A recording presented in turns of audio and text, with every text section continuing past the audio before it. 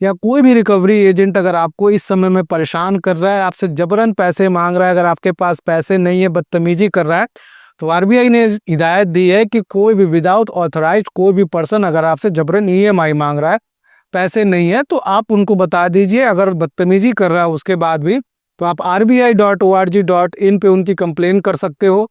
और उसके बाद में उन पे सीधे कानूनी कार्रवाई होगी। ना सिर्फ उन पे कार्रवाई होगी, बैंक के लोन मैनेजर पे होगी, उस एजेंसी पे भी होगी, उस रिकवरी एजेंट पे। बस आप ये ध्यान रखिए कि अगर वो रिकवरी एजेंट अगर गाइडलाइंस को फॉलो नहीं कर रहा है, आपसे गाली गलौज कर रहा है, आपके पास में वीडियो एविडेंस या एक ऑडियो एविडेंस होना चाहिए, जिसके बाद ये आपको राहत मिलेगी, जिससे आपको कहीं ना कहीं अगर ईएमआई के लिए पैसे नहीं है तो आने वाले समय में आप सेटलमेंट के लिए प्रोसीड कर सकते हो। और आरबीआई ये भी कहता है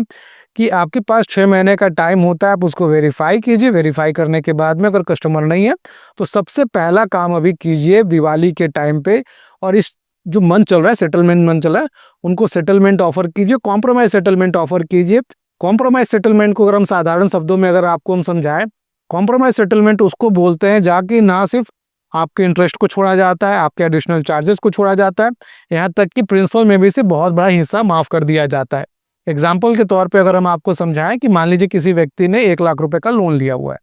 1 लाख जब जमा नहीं होता है तो उसमें मान लीजिए 20-25 हजार रुपये एडिशनल चार्जेस लगा, ब्याज भी लगा हुआ है, तो कुल मिला के ये लोन 1 से 1.5 लाख का हो गया है। जब वो सेटलमेंट करने जाएगा तो जो एक्स्ट्रा जो 1 लाख के ऊपर लगा हुआ है ये तो डिस्काउंटेड होंगे ही होंगे, और साथ में 1 लाख रुपए के अमाउंट से भी एक बड़ा हिस्सा माफ किया जाएगा, जिसमें आप अपने लोन को बहुत ही कम से कम वैल्यू पे सेटलमेंट करा सकते हो।